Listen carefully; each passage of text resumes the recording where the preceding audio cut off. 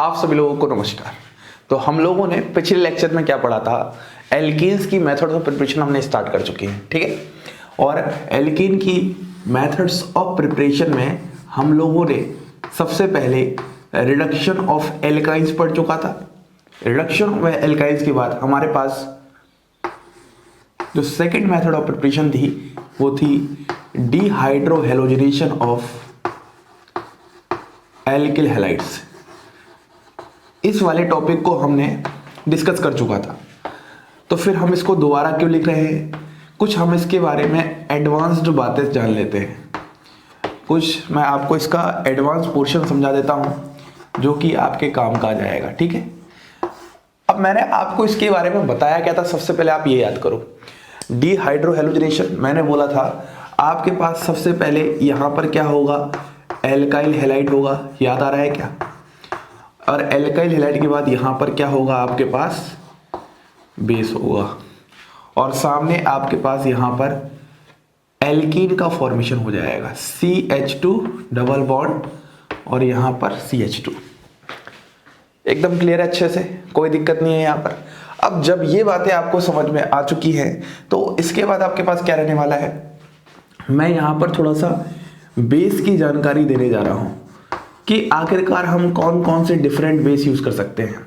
इसको तो मुझे समझाना नहीं है क्योंकि यहां से यहां जो भी केमिस्ट्री चल रही है वो एक एलिमिनेशन केमिस्ट्री है जो कि मैंने पिछले लेक्चर में डिस्कस कर चुका है और मैंने रिएक्शन मैकेनिज्म के टाइम पे भी इस पे डिटेल पे बात कर रखी है। मैं थोड़ा बेस बता देता हूं, आपको याद रखना है कौन कौन से बेस यहां पर यूज होते हैं। अगर मैं सबसे पहले बेस की बात करता हूं तो हम बोलेंगे हाइड्रोक्साइड, या और अच्छे से हम बोलेंगे एल्कोहलिक हाइड्रोक्साइड्स ऑफ मेटल्स। अब मेटल्स में हमारे पास कौन से हैं? एल्कली मेटल्स हैं। इस बात को आप ध्यान रखना बहुत अच्छे से। जैसे एग्जांपल की अपन बात करते हैं तो NaOH हो गया, KOH हो गया, CSOH हो गया। एक तो सबसे पहले ये बेस की तरह आपका काम करेंगे।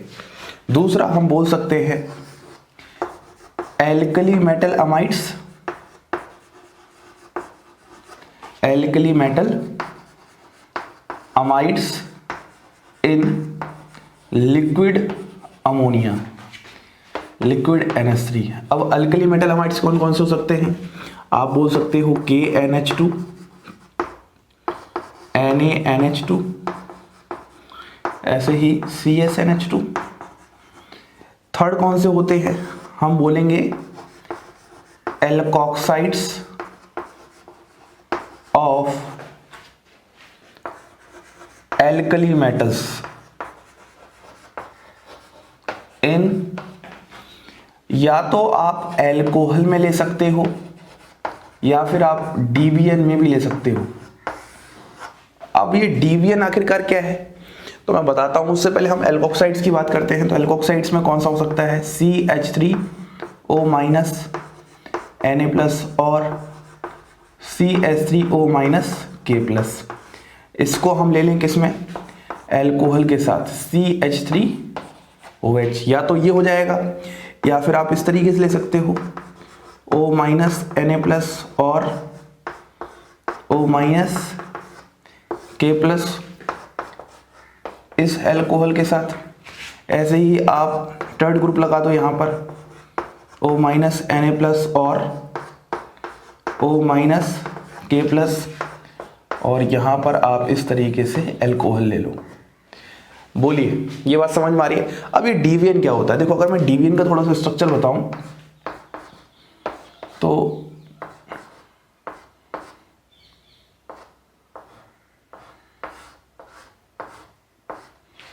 DBN यहाँ पे आपके पास ये होता है, इसको बोलते हैं डाईएजो बाइसाइक्लोनोनिन, है ना। क्योंकि कितने कार्बन है, कितने एटम है टोटल इसमें?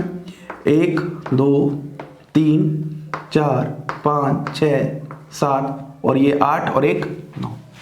तो ये आपका इसका यहां पर नाम बन जाता है।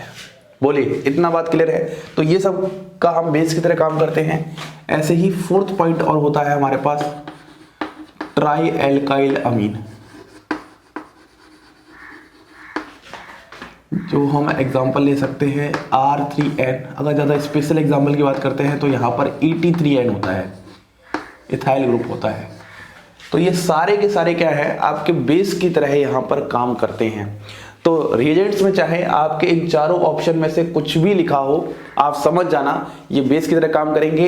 यहाँ से बीटा H एक्सट्रैक्ट करेंगे, बीटा H एक्सट्रैक्ट करके वह अपने इलेक्ट्रॉन लेके जाएगा, वह अपने इलेक्ट्रॉन देके जाएगा, यहाँ से आके लीविंग ग्रुप बाहर निकल के alkene as a product form कर देगा। अब हम इस ही में एक बहुत बहुत इंटरेस्टिंग टॉपिक पढ़ते हैं। हम लोगों ने पढ़ा था कि यहाँ पर ZZ प्रोडक्ट क्या होता है, मेजर होता है, याद आ गया। लेकिन यहाँ पर कुछ एक्सेप्शंस होते हैं, तो हम लिख देते हैं heading exception to ZZ rule.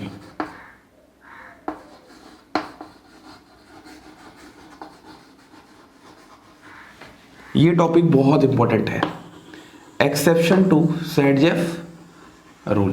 पहले टॉपिक को समझने की कोशिश करो। देखो, मैंने जब आपके सामने क्वेश्चंस करवाए थे पिछले लेक्चर में, तो उस समय क्वेश्चंस में आपने देखा होगा कि हमारे पास एक मोर सब्स्टिट्यूटेड एल्कीन बनती थी और एक लेस सब्स्टिट्यूटेड एल्कीन बनती थी। जो मोर सब्स्टिट्यूटेड एल्कीन होती थी वो ज़्यादा स्टेबलाइज होती थी, क्योंकि उसमें अल्फा एच ज़्यादा होते थे, हाइपर कॉन्जुगेशन ज़्यादा होते थे, इसीलिए उस ही एल्कीन को हम ZZ प्रोडक्ट कहते थे। और हम बोलते थे ऑलवेज ZZ प्रोडक्ट क्या होता है, मेजर होता है। लेकिन कुछ एक्सेप्शंस होते हैं, जैसे अगर मैं सबसे पहले एक्सेप्शन की बात करता हूं, मैं एग्जांपल से समझाऊंगा आपको सारे एक्सेप्शंस।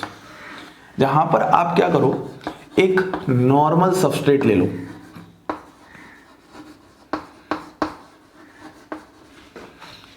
प्लस बल्की बेस ले लो। दूसरे वाले केस में क्या करो, आप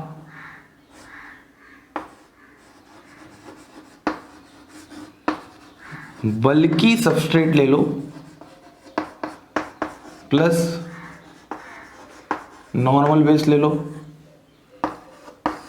तीसरे वाले केस में अगर आपके पास पुअर लीविंग ग्रुप प्रेजेंट हो, जैसे फ्लोरीन। फोर्थ केस, एक स्टीरियो केमिकल रिक्वायरमेंट होती है, स्टीरियो केमिकल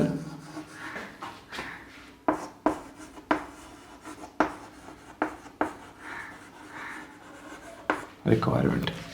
तो ये हम डिफरेंट केसेस को एक एक करके डिस्कस करते हैं और देखते हैं वहां पर किस तरीके से हमारे पास ZZ प्रोडक्ट मेजर नहीं होता है। इस चीज में आप नोट रखना, यहां पर बात ध्यान रखना, ये जितने भी मैंने आपको बताए हैं मोस्ट ऑफ द केसेस में आपके पास क्या होता है, हॉफमैन प्रोडक्ट मेजर होता है। और जहां पर हॉफमैन प्रोडक्ट मेजर होता है, इसीलिए इनको हम बोल देते हैं एक्सेप्शन टू ZZ रूल। चलिए शुरू करते हैं। तो हम बात कर रहे थे एक्सेप्शंस टू ZZ रूल, तो जिसमें हम लोग सबसे पहला अपना एक्सेप्शन देखना स्टार्ट करते हैं।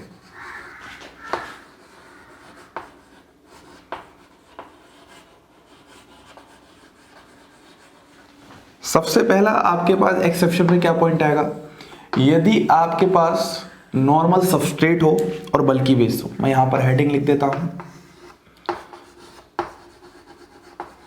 नॉर्मल सबस्ट्रेट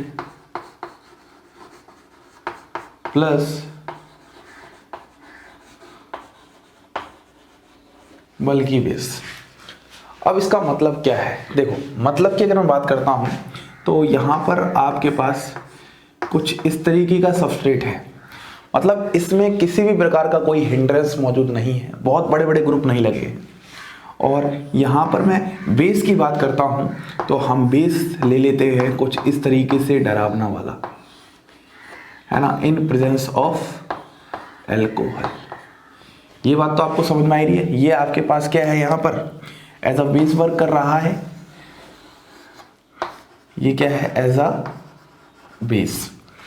अब यहां पर अगर मैं प्रोडक्ट की फॉर्मेशन करवाता हूं तो बेस आपका क्या करता है, H को एक्सेप्ट करता है। तो अगर मैं सामने सबस्ट्रेट में देखता हूं तो एक तो आपके पास H यहां है और एक H आपके पास यहां है। आ रही बात समझ में? ये वाली पोजीशन 0, ये अल्फा और ये बीटा, ऐसे ही यहाँ पर बीटा। जब भी आप डिहाइड्रो हैलोजनेशन करवाते हो तो हमेशा बीटा एच को निकालते हो, और जब बीटा एच को आप निकालोगे तो आपके पास यहाँ पर दो पॉसिबिलिटीज हैं। अब सवाल ये आ रहा है कौन सा बीटा एच निकालोगे। देखो आपके पास यहाँ पर इस बेस में अगर आप गौर करोगे हिंड्रेंस मौजूद है, और क्योंकि बेस में अगर हिंड्रेंस मौजूद है तो ये बेस जो प्रोटॉन एब्स्ट्रैक्ट करेगा तो उस प्रोटॉन को एब्स्ट्रैक्ट करेगा, प्रोटॉन एब्स्ट्रैक्ट, जहां पर आपके पास लेस हिंड्रेंस होगी। इस पॉइंट को अगर आप समझ जाओगे तो आपको बात एकदम क्लियर समझ में आ जाएगी मैं बताना क्या चाहता हूं। क्योंकि इस बेस में हिंड्रेंस है तो जब ये बेस अप्रोच करेगा दोनों ही हाइड्रोजन की तरफ तो वह देखेगा कहां पर हिंड्रेंस कम है। जहां पर हिंड्रेंस कम है वहां पर आसानी से H को एब्स्ट्रैक्ट कर लेगा और प्रोडक्ट का फॉर्मेशन कर देगा। तो अपन यहां पर एक बार इस बेस से ये वाला H एब्स्ट्रैक्ट करवाते हैं, फिर प्रोडक्ट बनाते हैं, और एक बार ये करवाते हैं, फिर प्रोडक्ट बनाते हैं। और मैंने बोला था कौन सा लेस हिंड्रेंस, तो इस वाले अगर मैं H को देखूंगा तो यहां पर ये क्या है, मोर हिंडर्ड H है। कैसे भैया, ये वाले ग्रुप्स लगे हुए हैं लेकिन यहाँ पर कोई इस तरफ को तो कोई ग्रुप नहीं है, तो ये आपके पास लेस हिंडर्ड ग्रुप है। तो यहाँ से हमारे पास केमिस्ट्री क्लियर हो चुकी है कि ये हमारे पास इसके कोरस्पॉन्डिंग मेजर प्रोडक्ट देगा। जैसे अगर मैं कंप्लीट करता हूँ इस रिएक्शन को, आप सबसे पहले इसको हटाओगे तो यहाँ से इलेक्ट्रॉन यहाँ शिफ्ट होंगे, Br बाहर निकलेगा, तो इसके कोरस्पॉन्डिंग आपके पास ये प्रोडक्ट आएगा। अगर मैं इसको हटाऊंगा तो ये H+ निकलेगा, यहाँ इलेक्ट्रॉन आएंगे, Br यहाँ निकलेगा, तो आपके पास ये प्रोडक्ट आएगा। बात समझ में आ रही है? अब इस प्रोडक्ट की बात करता हूं तो ये आपके पास क्या है, सेडजेफ प्रोडक्ट है। और इस प्रोडक्ट की बात करता हूं तो ये आपके पास क्या है, हॉफमैन प्रोडक्ट है। अब मैं सेडजेफ प्रोडक्ट क्यों कह रहा हूं, क्योंकि ये क्या है, मोर सब्स्टिट्यूटेड एल्कीन है, या फिर आप LFH निकाल लो, दोनों में से कोई भी एक बात देख लो। और मैं इसको हॉफमैन प्रोडक्ट क्यों कह रहा हूं, क्योंकि ये क्या है, लेस सब्स्टिट्यूटेड है। अब बात को समझिएगा, होना चाहिए था सेडजेफ प्रोडक्ट मेजर, लेकिन इस बार आपके पास मेजर क्या है, इस बार आपके पास मेजर है हॉफमैन प्रोडक्ट। क्योंकि हॉफमैन प्रोडक्ट जो फॉर्म हुआ है वो लेस हिंडर्ड H को हटाकर फॉर्म हुआ है, और ये बेस खुद इटसेल्फ हिंड्रेंस रखा हुआ है, इसी वजह से ये मोर हिंडर्ड H तक पहुंच ही नहीं पाएगा। और पहुंच पाएगा तो बहुत कम पहुंच पाएगा, तो बहुत कम परसेंटेज बनेगी, तो बहुत कम परसेंटेज होने के कारण ये आ जाएगा माइनर। बोलिए क्या आपको ये कॉन्सेप्ट समझ में आ रहे हैं? ये एक्सेप्शंस हैं, और एक्सेप्शंस आपको पता ही है क्यों दुनिया में क्रिएट होता है। जब दुनिया से हटके कुछ भी होता है तो वही एक्सेप्शन कहला दिया जाता है। अब जैसे अगर मैं सेकंड एग्जांपल की बात करता हूं तो आप हमेशा पहला एग्जांपल ध्यान रखना एकदम अच्छे से। क्या ध्यान रखोगे जल्दी बताओ? जब भी आपके पास सबस्ट्रेट में बल्कीनेस नहीं हो लेकिन बेस में बल्कीनेस हो तो हमेशा लेस हिंडर्ड बीटा H को एब्स्ट्रैक्ट करवाएंगे। अब अगर मैं अगला एग्जांपल आपको बताऊं तो अगला एग्जांपल आपके पास कुछ ऐसा है, यहाँ पर Me, यहाँ पर Me, और यहाँ पर ये बड़े बड़े 3 Me ग्रुप और लगा दिया हमने। लिख देते हैं Me, Me, Me। इतना क्लियर है एकदम अच्छे से, कोई दिक्कत नहीं है। जब हम ऐसा कर लेंगे तो हमारे पास यहाँ पर क्या होगा, बेस ले लेंगे। अब बेस में आप कोई भी बेस ले लो, CH3O- Na+ CH3OH। इस बार आपके पास जो सेकंड केस बना है जस्ट इसका रिवर्स बना है। यहां पर सबस्ट्रेट में इस बार बल्कीनेस है लेकिन बेस में सर बल्कीनेस नहीं है। अब इस वाले केस में क्या होगा, देखो जरा ध्यान से। यहां पर सबसे पहले मैं लीविंग ग्रुप बता देता हूं, Br। ये एल्किल हैलाइड का फॉर्मेशन हो चुका है, पक्की बात है। ये आपके पास बेस है और बेस क्या करने आया है, बीटा H एब्स्ट्रैक्ट करने आया है। और जब बीटा H एब्स्ट्रैक्ट करने आया है, अब जरा ध्यान से देखना, ये वाली पोजीशन 0, ये वाली पोजीशन अल्फा। एक तो बीटा H आपके पास यहां पर होगा और एक आप इन दोनों में से कोई एक बीटा ले लो। अरे बीटा कार्बन है तो इस बीटा कार्बन पर H भी मौजूद होगा, वो Me ग्रुप की वजह से नहीं दिखाई दे रहा होगा। तो यहां से जब हम प्रोडक्ट बनाएंगे तो हमारे पास यहां से भी 2 प्रोडक्ट फॉर्म होंगे। एक बार जब मैं इस H को हटाऊंगा, ये इलेक्ट्रॉन यहां शिफ्ट होंगे, Br आ जाएगा, तो आपके पास कुछ ऐसा सा प्रोडक्ट आ जाएगा, Me, यहां पर Me, और ये वाले ग्रुप एज इट इज ऐसे ही लगे रहेंगे, ठीक है। और जब मैं इसकी बात करूंगा इस वाले केस में, तो यहां पर आपके पास जो प्रोडक्ट नजर आएगा वह कुछ ऐसा नजर आएगा। यहां पर आप सबसे पहले 3 एमी ग्रुप लगा दो और यहां पर आपके पास डबल बॉन्ड आ जाएगा। आखिरकार ये प्रोडक्ट कैसे बना, तो जरा ध्यान से देखने की कोशिश करो। मैं अगर इसको CH3 बनाता हूं तो CH3 को मैं ऐसे बना सकता हूं CH2H। तो जब ये इसके H को एब्स्ट्रैक्ट करेगा, फील करना, तो यहां से ये इलेक्ट्रॉन यहां शिफ्ट होंगे और लिविंग ग्रुप बाहर निकल जाएगा। तो आपके पास डबल बॉन्ड यही तो आएगा, अरे बोलिए। और यहां पर आपके पास क्या आ जाएगा, Me आ जाएगा। क्या इतना समझ में आ रहा है? तो आपके पास ये 2 प्रोडक्ट बनेंगे। अब मेरा सवाल ये है, जो दोनों ही एल्कीन हैं, दोनों ही एल्कीन में से ZF कौन सी है, हॉफमैन कौन सी है? तो सबसे पहले हम पता लगाएंगे, ये हमारे पास क्या है, ZF एल्कीन है। क्यों? क्योंकि ये मोर सब्स्टिट्यूटेड एल्कीन है। और ये हमारे पास क्या है, हॉफमैन एल्कीन है, क्योंकि ये हमारे पास लेस सब्स्टिट्यूटेड एल्कीन है। लेकिन अगर मैं यहां पर अब प्रोडक्ट के मेजर और माइनर की बात करूंगा, तो ध्यान से समझना, इस एल्कीन में हिंड्रेंस ज्यादा है। ये जो एल्कीन फॉर्म हो रही है, एक तो इस वाले ग्रुप का हिंड्रेंस है और एक इस वाले ग्रुप का हिंड्रेंस है। लेकिन इस एल्कीन में किसी भी प्रकार का कोई हिंड्रेंस मौजूद ही नहीं है, क्योंकि इस एल्कीन में हिंड्रेंस ज्यादा है, इसीलिए एल्कीन लेस स्टेबल है। इसी वजह से हम ये बोल सकते हैं, ये हमारा प्रोडक्ट क्या होगा, माइनर होगा, और ये वाला जो प्रोडक्ट होगा ये हमारा क्या होगा, मेजर होगा। क्या आपको दूसरा केस समझ में आया? जो हमने दूसरा केस लिया है, जस्ट इसका उल्टा लिया है, जहां पर हमारे पास क्या है, बल्कि सबस्ट्रेट है, बल्कि सबस्ट्रेट है प्लस नॉर्मल बेस है, ठीक है। ये 2 एग्जाम्पल थे हमारे पास। अब ऐसे ही अगर मैं तीसरे एग्जाम्पल को डिस्कस करता हूं, तो तीसरा एग्जाम्पल है, when there is poor leaving group, poor leaving group. जब आपके पास पुअर लिविंग ग्रुप हो, उस वाले केस में भी आपके पास क्या होता है, हॉफमैन प्रोडक्ट मेजर होता है। जैसे देखना, मैं एग्जांपल ले लेता हूं, ये आपके पास इस तरीके से यहां पर फ्लोरीन है और यहां पर आपके पास आपने कोई भी बेस यूज कर रखा है, ठीक है। तो यहां पर जो आपके पास मैकेनिज्म फॉलो होती है, वह mechanism actually even CV follow होती है। और इवन सीवी मैकेनिज्म आप जानते ही हो। एक्चुअली हम क्या समझते हैं कि यहां से H+ एब्स्ट्रैक्ट होगा और यहां पे डबल बॉन्ड आएगा और ये बाहर निकल जाएगा। एक्चुअली ऐसा नहीं होता, यहां पर कार्बोनाइन फॉर्मेशन होती है और कार्बोनाइन फॉर्मेशन की वजह से यहां पर आपके पास पहले तो 2 प्रोडक्ट का फॉर्मेशन होगा, एक तो ये ZF और ये आपके पास एक इस तरीके से हॉफमैन। ये आपके पास क्या है, ZF है और ये आपके पास क्या है, हॉफमैन है। अब कैसे, इसमें से कहानी क्या चल रही है, देखो, जब मैं यहां से H निकालूंगा तो यहां पे नेगेटिव आएगा, जब मैं यहां से H निकालूंगा तो यहां पर नेगेटिव आएगा। ये कार्बोनाइन बना है, ये आपके पास 1 डिग्री कार्बोनाइन है, ये कार्बोनाइन बना है, ये आपके पास 2 डिग्री कार्बोनाइन है। और हमें पता है 1 डिग्री कार्बोनाइन क्या होता है, ज़्यादा स्टेबल होता है।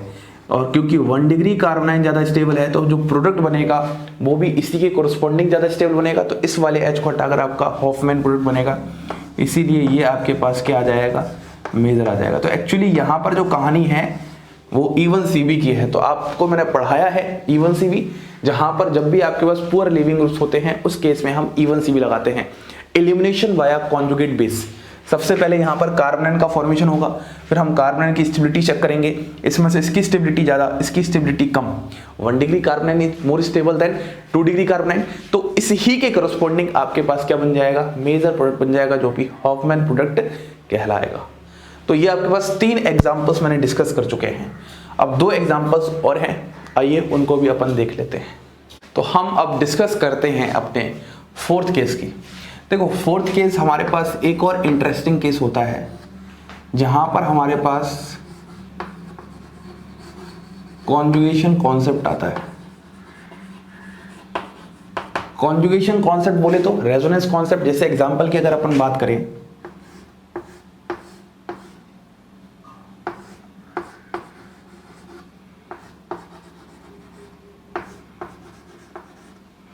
ये आपके पास पहला एग्जांपल है जहां पर अपन इस तरीके का सबस्ट्रेट लेते हैं ATO minus plus ATOH base लेते हैं। अब इस क्वेश्चन को आप कैसे कंप्लीट करोगे? सबसे पहले आप ये चेक करो क्या आपके पास ये डिहाइड्रोहैलोजिनेशन रिएक्शन है।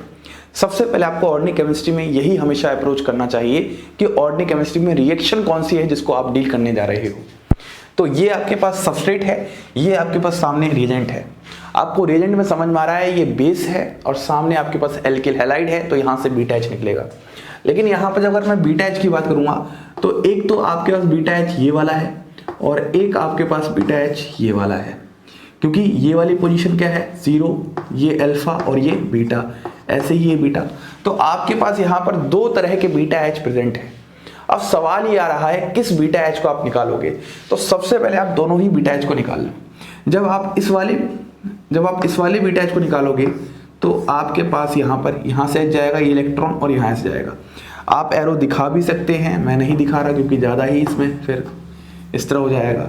तो आपके पास एक तो डबल बॉन्ड यहाँ जाएगी और ये Me और Me ग्रुप ऐसे लगे रहेंगे। प्लस अगर मैं यहाँ से H निकालता हूँ तो आपके पास यहाँ पर क्या हो जाएगा, ये ऐसा ही रहेगा, यहाँ पर ऐसा, और यहाँ पर डबल बॉन्ड Me और Me।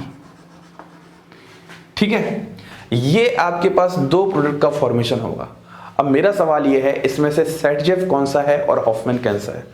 आप जरा ध्यान से देखोगे तो एक तो ये एल्कीन आपके पास फॉर्म हुई है और एक ये एल्कीन आपके पास फॉर्म हुई है, और हमें पता है ये हमारे पास मोर सब्स्टिट्यूटेड एल्कीन है, और जो मोर सब्स्टिट्यूटेड एल्कीन होती है वही हमारी क्या होती है, सेटजेफ एल्कीन होती है। बोलिए, और ये हमारे पास क्या है, लेस सब्स्टिट्यूटेड एल्कीन है, और लेस सब्स्टिट्यूटेड एल्कीन हमारे पास क्या होती है, हॉफमैन एल्कीन होती है, हॉफमैन। इतनी बात तो आपको समझ में आ रही है। अब दोनों में से मेजर कौन सा है, तो आप बोलोगे सर यहाँ पे मेजर है, लेकिन यहाँ पर अगर आप जरा ध्यान से देखोगे तो यहाँ पर आपका रेजोनेंस कॉन्सेप्ट वर्क कर रहा है। तो हम बोलेंगे this alkene is more stabilized alkene, more stabilized alkene due to conjugation, क्योंकि कॉन्जुगेशन हो रहा है उसी की वजह से ये एल्कीन क्या है, मोर स्टेबलाइज्ड है, इसीलिए ये जो वाला प्रोडक्ट है ये हमारा क्या होगा, मेजर होगा, और ये वाला जो प्रोडक्ट है ये हमारा क्या होगा, माइनर होगा। तो आप देख रहे हो फोर्थ केस हम डिस्कस कर रहे हैं जहां पर फिर से हॉफमैन प्रोडक्ट मेजर बन रहा है और सेटजेफ प्रोडक्ट माइनर बन रहा है। This is the beauty of organic chemistry जो आपको समझनी और सीखनी चाहिए। हम लोगों ने रिएक्शन कुछ और पढ़े, कंडीशंस कुछ और पढ़ी, जब हम एक्सेप्शंस की बात कर रहे हैं तो आखिरकार क्या क्या लॉजिक्स हैं, क्या क्या रीजंस हैं जो हम दे रहे हैं हर बार डिफरेंट केसेस में। अब ऐसे ही मान लो अगर मैं एक एग्जांपल आपसे और ऐसा ही डिस्कस करूं,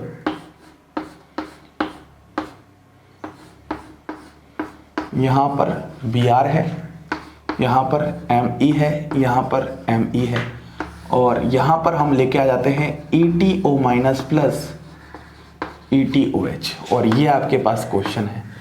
तो अब मैं उम्मीद करता हूं आप ये क्वेश्चन बना लोगे।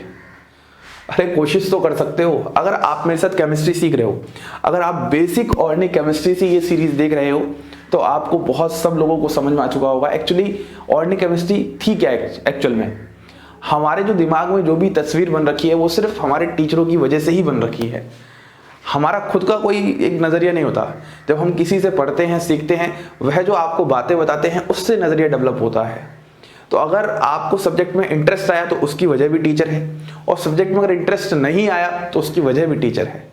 तो मैं बस ये कहना चाहता हूं, अगर आप स्टार्टिंग से सीरीज देख रहे हो तो आपको कितना इंटरेस्टिंग लग रहा होगा कि हमने कहाँ कार्बन से स्टार्ट किया, हमने फंक्शनल ग्रुप का आइडेंटिफिकेशन से स्टार्ट किया, हमने डिग्री ऑफ अनसैचुरेशन पढ़ा, हाइब्रिडेशन पढ़ा, GOC पढ़े, कॉन्सेप्ट बेहतरीन, मतलब जिससे आपके नेट गेट लेवल के जो MSc लेवल के बाद एग्जाम होते हैं उसके एग्जाम्स के क्वेश्चन सॉल्व हो रहे हैं उतना पढ़ने से।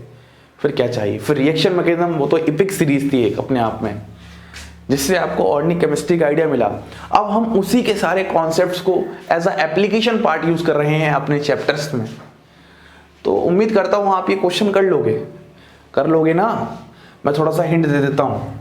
सबसे पहले आपके पास क्या है, ये बेस है और ये पोजीशन क्या है 0, ये अल्फा और ये बीटा। ऐसे ही यहाँ पर बीटा, तो एक H तो यहाँ होगा और एक H यहाँ होगा। तो एक तो एल्कीन यहाँ पर फॉर्म हो जाएगी और एक एल्कीन यहाँ पर फॉर्म होगी, दो अलग अलग प्रोडक्ट बनेंगे। तो आपको बताना है मेजर कौन सा है।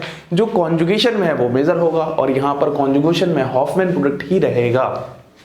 तो ये कुछ था। तो अगर मैं डायरेक्ट इसके प्रोडक्ट फॉर्म कर ही देता हूँ, आप लोगों के भरोसे तो मैं नहीं रह सकता। ऐसे करते ऐसे करते ऐसे करते, यहाँ पर Me, यहाँ पर Me प्लस अगर मैं बात करता हूँ तो देखो देखो देखो, ये ऐसे ये ऐसे ये ऐसे ये ऐसे ऐसे, यहाँ पर Me, यहाँ पर Me। ये आपके पास हॉफमैन है, ये आपके पास सेडजेफ है, ये आपके पास मेजर है और ये आपके पास माइनर है। This is fourth example, fourth concept. अब अगर हम लास्ट कॉन्सेप्ट की बात करते हैं, वो है हमारे पास स्टीरियोकेमिकल रिक्वायरमेंट।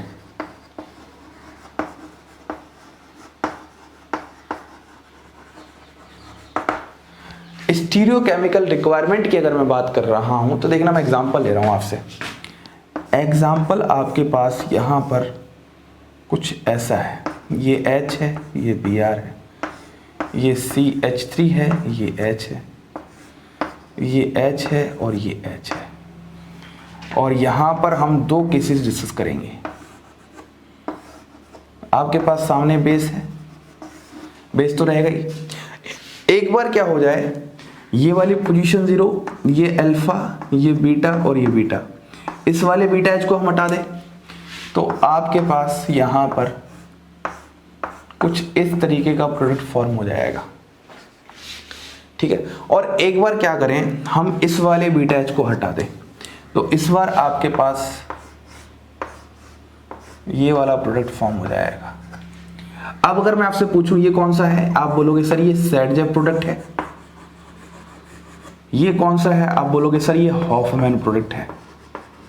मेरा अगला सवाल, इसमें से मेजर कौन सा है और माइनर कौन सा है, आप बोलोगे सर इसमें क्या बात है, ये वाला एल्कीन ज़्यादा स्टेबलाइज्ड है क्योंकि इसमें ज़्यादा अल्फा H है, ये वाला एल्कीन लेस स्टेबलाइज्ड है, लेस सब्स्टिट्यूटेड है, तो इसमें क्या है, लेस मतलब एक तरीके से अल्फा H है, तो ये मेजर होगा। तो हम बोलेंगे यहीं पर आप गलत हो, ये मेजर नहीं होगा। जब आप यहां से H हटा रहे हो तो ये इसके साथ क्या है, सिस है, Br और H सिस है। जब आप यहां से H हटा रहे हो तो ये इसके साथ क्या है, ट्रांस है। और एक बात आप हमेशा याद रखना, आप जो रिएक्शन पढ़ रहे हो वह एक E2 एलिमिनेशन पढ़ रहे हो, और E2 एलिमिनेशन में हमेशा आप याद रखना कि आपका जो एंटी पोजीशन पर बीटा H होता है, एंटी बोले तो ट्रांस पोजीशन पर जो बीटा H होता है वही एब्स्ट्रैक्ट होता है। इस बात को आप हमेशा याद रखना। मैंने आपको ये पढ़ाया था, याद करो, जब मैंने आपको एलिमिनेशन रिएक्शन में E2 रिएक्शन पढ़ाई थी, वहां पर जब स्टीरियोकेमिस्ट्री बताई तो मैंने बोला था हमेशा एंटी बीटा H को आप निकालोगे, हमेशा। तो आपके पास ऐसा कुछ होता ही नहीं है, ऐसा होता है तो आपके पास यही आपके पास क्या रहेगा, मेजर रहेगा। अरे होता भी है तो माइनर वाला पार्ट आ जाएगा वो वाला। ठीक है। तो टोटल आपके पास ये 5 केसेस हैं जहां पर आपको बहुत अच्छे से ध्यान रखना है कि आखिरकार कब कब हॉफमैन प्रोडक्ट मेजर होगा। पॉइंट क्लियर एकदम अच्छे से। तो अभी तक हमने एल्कीन्स के प्रिपरेशन में 2 रिएक्शंस को कंप्लीट कर चुका है, रिडक्शन ऑफ एल्काइंस, और दूसरा हमने जिसको और डिटेल में एडवांस कॉन्सेप्ट जान गए, डीहाइड्रोहेलोजिनेशन ऑफ एल्किल हैलाइड। अब तीसरा जो रिएक्शन है वो हमारे पास है डिहाइड्रेशन ऑफ एल्कोहल। इसको भी हमने एलिमिनेशन केमिस्ट्री में कंप्लीट कर चुका है, लेकिन फिर भी एक बार हम इसका भी ओवरव्यू ले लेते हैं। अब आइए हम थर्ड रिएक्शन को डिस्कस करते हैं। थर्ड रिएक्शन हमारे पास जो है प्रिपरेशन की वो है डिहाइड्रेशन ऑफ एल्कोहल। अब आपको नाम से ही जैसा समझ में आ चुका होगा, डिहाइड्रेशन का मतलब होता है removal of water, removal of water. इसी रिएक्शन को हम स्टडी करते हैं कि आखिरकार अल्कोहल से किस तरीके से एल्कीन फॉर्म करेंगे। देखो, अगर मैं आपसे एग्जांपल डिस्कस करता हूं तो एग्जांपल आपके पास कुछ ऐसा है, CH3CH2OH, और यहां पर है आपके पास कंसंट्रेटेड H2SO4, और यहां पर आप 170 डिग्री सेल्सियस ले रहे हो, और फाइनली आपके पास एल्कीन का इस तरीके से फॉर्मेशन हो जाता है। सबसे पहले आपको ये जो टेम्परेचर दिया गया है इसको ध्यान रखना है, ये बात बहुत इंपॉर्टेंट है, क्योंकि यहाँ पर टेम्परेचर का बहुत इंपॉर्टेंट रोल है। जैसे ही टेम्परेचर चेंज होगा तो रिएक्शन का जो करने का तरीका है वो भी चेंज हो जाएगा, जिसको मैं आगे डिस्कस करने वाला हूँ। ठीक है, अब अगर मैं यहाँ पर आपसे मैकेनिस्टिक पार्ट की बात करता हूँ, ये तो एक जनरल रिएक्शन थी, अगर मैकेनिज्म वाले पार्ट को मैं डिस्कस करता हूँ तो सबसे पहले मैं आपको ये बताऊंगा, यह एक एलिमिनेशन रिएक्शन है, और एलिमिनेशन रिएक्शन में हम यूं कह सकते हैं यह एक इवन मैकेनिज्म है जहां पर फॉर्मेशन ऑफ कार्बोकैटायन होता है। आइए डिस्कस करते हैं। देखो, इसका सबसे पहला स्टेप होता है step 1, protonation of alcohol.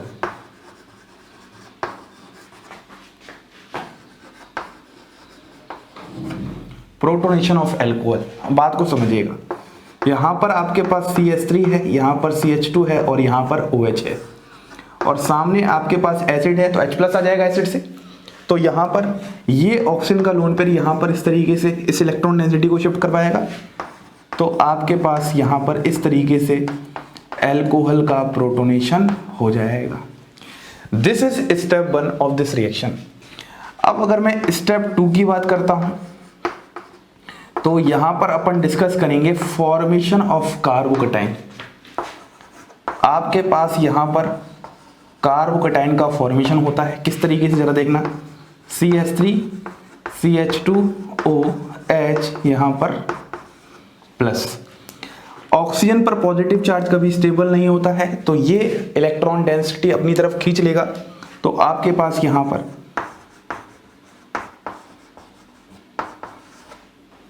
Carbocation का फॉर्मेशन हो जाएगा। और लास्ट में हमारे पास स्टेप 3 क्या होता है, स्टेप 3 हमारे पास होता है रिमूवल ऑफ प्रोटॉन, या फिर आप यूं कह सकते हो फॉर्मेशन ऑफ एल्कीन। तो आपके पास यहां पर CH3 है और यहां पर CH2+ है, यहां से ये वाला प्रोटॉन यहां चला जाता है इस तरीके से, और फाइनली आपके पास यहां पर CH2 डबल बॉन्ड CH2 का फॉर्मेशन हो जाता है। This is 3 step reaction. जो भी डिहाइड्रेशन ऑफ एल्कोहल होती है यहाँ पर 3 स्टेप रिएक्शन होता है। इसका जो फर्स्ट स्टेप है ये एक्स्ट्रा स्टेप है, क्योंकि OH आपको पता है पुअर लिविंग ग्रुप होता है। सबसे पहले आपने पुअर लिविंग ग्रुप को किस में कन्वर्ट किया है, गुड लिविंग ग्रुप में कन्वर्ट किया है। बहुत बहुत इंपॉर्टेंट बात बता रहा हूं, ये आपके पास सबसे पहले क्या था, पुअर लिविंग ग्रुप था, और ये किस में कन्वर्ट हो चुका है, यह है आपके पास गुड लिविंग ग्रुप में कन्वर्ट हो चुका है। ये एक्स्ट्रा स्टेप था।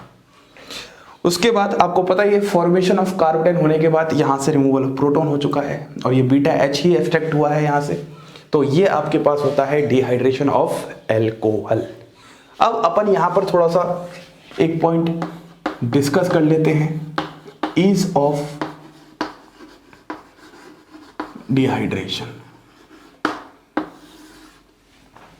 देखो, अगर अपन ईज ऑफ डिहाइड्रेशन की बात करते हैं तो हमारे पास यहां पर बात को समझना ध्यान से, 3 डिफरेंट एल्कोहल हैं, CH3 CH2OH। यहां पर आपने कंसंट्रेटेड H2SO4 लिया है, ठीक है, और यहां पर आपके पास टेम्परेचर है 170 डिग्री सेल्सियस। ऐसे ही आपके पास यहां पर CH3 CH3 CH2OH लिया है, CHOH। यहां पर आपके पास कंसंट्रेटेड H2SO4 है, और यहां पर टेम्परेचर है आपके पास 100 डिग्री सेल्सियस।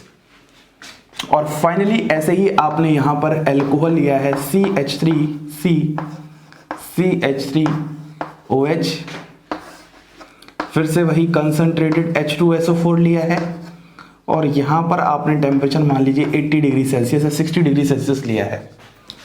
अब अगर आप थोड़ा सा यहां पर गौर फरमाइएगा तो आपको समझ में आएगा, यहां पर 170 डिग्री सेल्सियस है, यहां पर 100 डिग्री सेल्सियस है और यहां पर 60 और 80 डिग्री सेल्सियस ही है। मतलब किस तरीके से टेम्परेचर में गिरावट आ रहा है। हम यूं कह सकते हैं टेम्परेचर की गिरावट का मतलब है रिएक्शन यहां पर ज्यादा आसान से हो रही होगी तो टेम्परेचर कम लगाना पड़ा, रिएक्शन यहां थोड़ी सी डिफिकल्टी से हो रही है तो रिएक्शन टेम्परेचर थोड़ा ज्यादा देना पड़ा, और यहां पर बहुत डिफिकल्टी से करवाने की कोशिश कर रहे हैं इनके कंपैरिजन में तो टेम्परेचर थोड़ा ज्यादा लगाना पड़ा। और सबसे इंपॉर्टेंट बात, यहां पर आपके पास ये 1 डिग्री अल्कोहल है, यहां पर 2 डिग्री अल्कोहल है और यहां पर 3 डिग्री अल्कोहल है। अब इसका रीजन क्या है, तो इसका रीजन छुपा है इनके आंसर्स में। यहां पर आपके पास कुछ ऐसा एल्कीन फॉर्म होगा, यहां पर आपके पास कुछ ऐसा एल्कीन फॉर्म होगा, यहां पर आपके पास कुछ ऐसा एल्कीन फॉर्म होगा। अब अगर अपन एल्कीन के फॉर्मेशन को देखते हैं तो हम बोलेंगे ये एल्कीन जो फॉर्म हुआ है ये सबसे ज्यादा स्टेबलाइज्ड एल्कीन है, सबसे ज्यादा स्टेबल है। तो हम यूं कह सकते हैं कि जो आपका ईज ऑफ डिहाइड्रेशन है वह डिपेंड करता है फॉर्मेशन ऑफ एल्कीन और उस फॉर्मेशन ऑफ एल्कीन की स्टेबिलिटी पर। जो अल्कोहल आपका फर्स्ट रिएक्शन दिखा रहा है आप समझ जाइएगा वहां पर एल्कीन आपकी क्या बनने वाली है, ज्यादा स्टेबलाइज बनने वाली है। इसीलिए आपको यहां पर 3 टेम्परेचर में क्या दिख रहा है, वेरिएशन दिख रहा है। तो अगर मैं रिएक्टिविटी ऑर्डर की बात करता हूं फाइनली, अगर मैं यहां पर रिएक्टिविटी ऑर्डर की बात करता हूं फाइनली तो हम बोलेंगे 3 डिग्री अल्कोहल सबसे ज्यादा फास्ट रिएक्ट करता है, फिर 2 डिग्री अल्कोहल फास्ट रिएक्ट करता है और फिर लास्ट में आपके पास 1 डिग्री अल्कोहल फास्ट रिएक्ट करता है। This is ease of dehydration. तो आइए अब हम कुछ क्वेश्चंस देख लेते हैं। सबसे पहले ईज ऑफ डिहाइड्रेशन पर।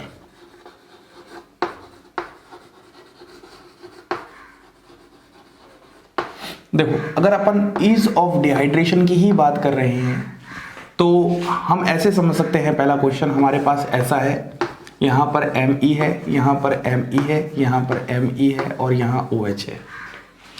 ऐसे ही आपके पास अगला क्वेश्चन, यहां पर Me है, यहां पर OH है, ठीक है।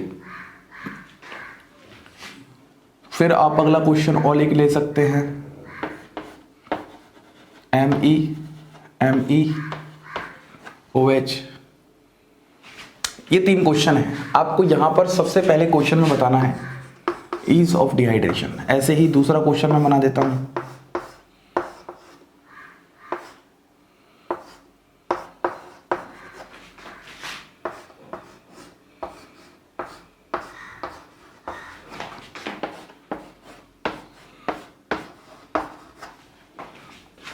तीसरा क्वेश्चन। मैंने ऐसे क्वेश्चन बहुत सारे करवा भी रखे हुए हैं जब मैंने आपको रिएक्शन मैकेनिज्म पढ़ाया था, फिर भी अपन यहाँ पर रिवीजन कर रहे हैं थोड़ा सा, तो रिवाइज कर लेते हैं। ये सारे ही question JEE advance level, JEE main level, NEET level पे पूछे जाते हैं। यहाँ पर आपके पास 5 मेंबर ड्रिंक होगी।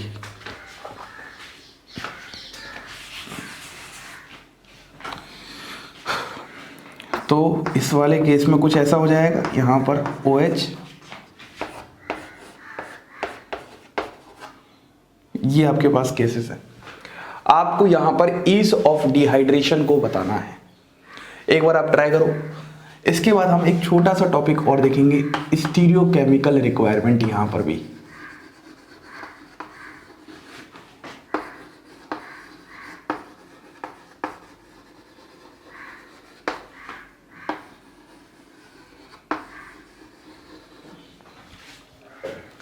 आइए अपन सबसे पहले इस क्वेश्चन को डिस्कस करते हैं। देखो जब आप यहाँ पर एल्कीन का फॉर्मेशन करोगे तो सबसे ज़्यादा स्टेबलाइज्ड एल्कीन आपके पास इसके कोरस्पॉन्डिंग बनेगी, अब बना के देखना। फिर आपके पास इसके कोरस्पॉन्डिंग बनेगी और लास्ट में फाइनली आपके पास यहाँ पर ये बनेगी, ठीक है। तो ये आपके पास ईज ऑफ डिहाइड्रेशन हो जाएगा। एल्कीन को एक बार बना के देखना। इस वाले क्वेश्चन में जब आप बनाओगे तो यहाँ पर आप क्या करोगे, सबसे पहले कार्बोकेटाइन का फॉर्मेशन क्या करो, सबसे पहले आप कार्बोकेटाइन का फॉर्मेशन क्या करो।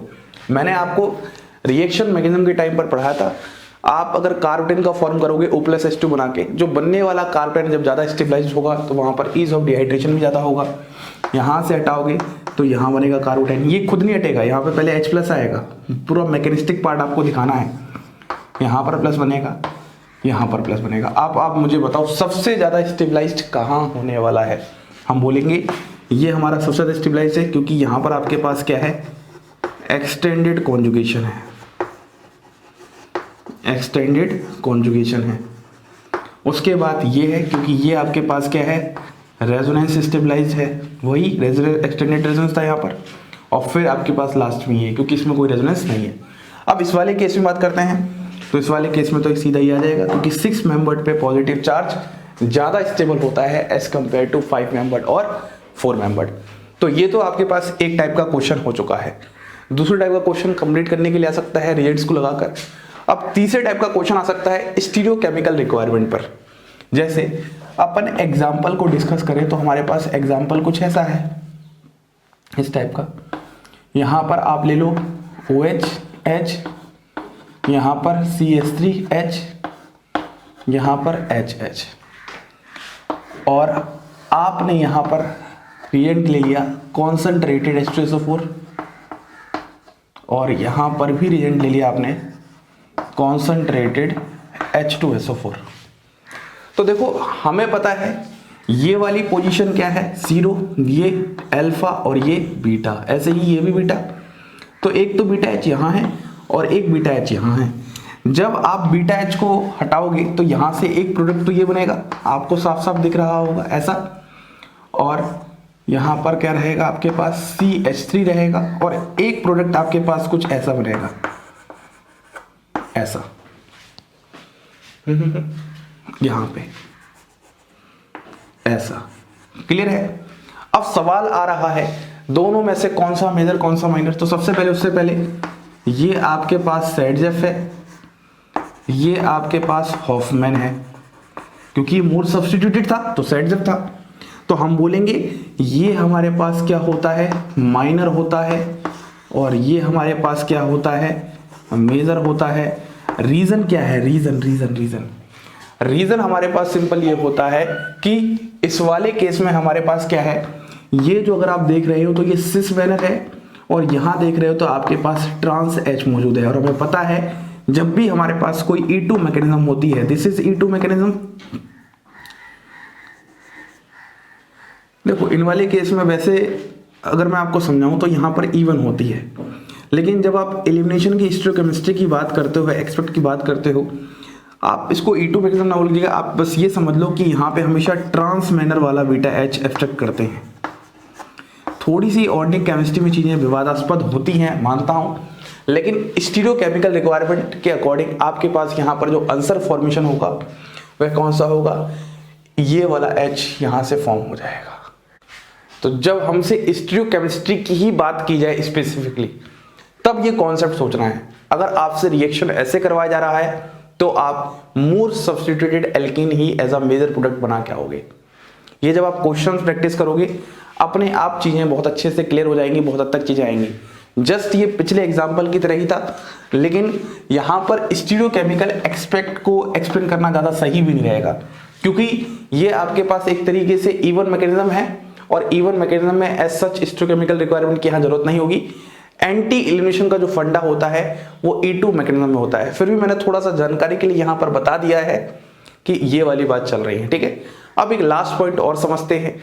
हमारे पास एक स्पेशल रीअरेंजमेंट होता है जहां पर कार्बोटेन का होता है, उसका एक एग्जांपल देखते हैं, और फिर हम डिफरेंट रिएजेंट्स देखते हैं कि आखिरकार H2SO4 की जगह हम और कौन से रिएजेंट यूज कर सकते हैं। और लास्ट में सर जो आपने स्टार्टिंग में टेम्परेचर बताया था उसको ध्यान रखने के लिए क्यों कहा था, ये भी आप थोड़ा सा बता दीजिएगा।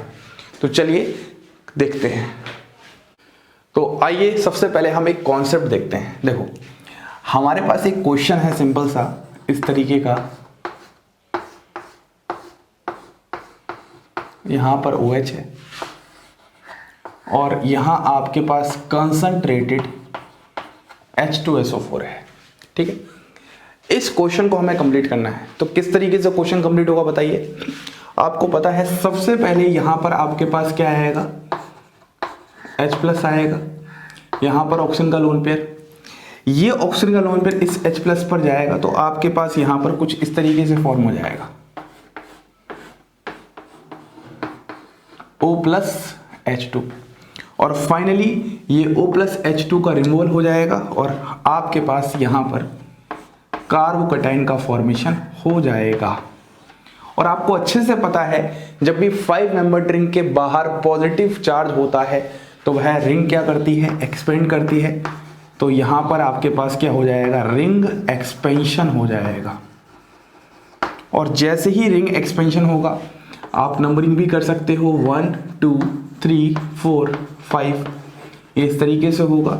तो आपके पास ये 6 मेंबर रिंग में फॉर्म हो जाएगा। ये 1 2 ये 3 ये 4 ये 5, इसको अगर आप 6 कह रहे हो तो 6 कर दो। तो 5 और 6 के बीच में बॉन्ड बन रहा है। जब आप यहाँ से हटा रहे हो तो 1 पर क्या आ रहा है, पॉजिटिव चार्ज आ रहा है। बोलिए जब आप इस बॉन्ड को तोड़ोगे, मैंने बहुत सिखाया है यार, रिएक्शन इंटरमीडिएट टाइम बहुत सिखाया है। तो ये वाली बॉन्ड बनेगी, इसको आप 6 नंबर दे दो, 5 और 6 के बीच में बॉन्ड बन रही है और 1 पर वैलेंसी कम होने की वजह से पॉजिटिव चार्ज आ रहा है। और फाइनली यहाँ पर क्या हो जाएगा, यहाँ से आपके पास H हट जाएगा और कुछ इस तरीके से प्रोडक्ट का फॉर्मेशन देखने को मिल जाएगा। बोलिए समझ में आ चुका है एकदम अच्छे से। अब ये जो आप करवा रहे हो इसी को हम लोग एक खास नाम देते हैं डैमजानोव रीअरेंजमेंट। डैमजानोव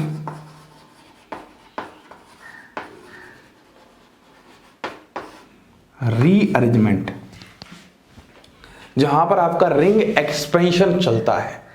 तो आज के बाद अगर आपको डैमजानोव रीअरेंजमेंट का कभी भी कॉन्सेप्ट देखने को मिले कभी हायर केमिस्ट्री में, तो आप समझ जाना एक्चुअली ये डिहाइड्रेशन ऑफ एल्कोहल ही है, लेकिन जब आप साइक्लिक मेंबर्स को क्या करते हो, रिंग एक्सपेंड करके एक लार्जर मेंबर रिंग में कन्वर्ट करते हो।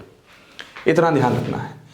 अब अपन इंटरेस्टिंग बात डिस्कस करते हैं कि आखिरकार और कौन कौन से अपने पास डिहाइड्रेटिंग एजेंट्स होते हैं अदर देन H2SO4। देखो सबसे पहले अगर मैं डिस्कस करता हूं तो हमारे पास क्या है, कंसंट्रेटेड H2SO4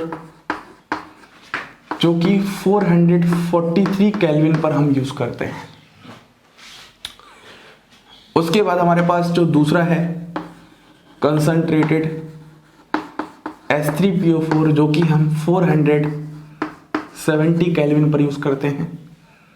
उसके बाद तीसरा है Al2O3 एल्यूमिनियम, इसको हम लोग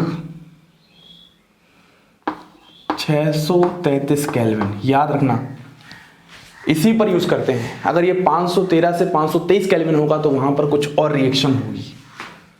फोर्थ हम लोग P2O5 या फिर P4O10 के साथ हीटिंग करते हैं। फिफ्थ हम लोग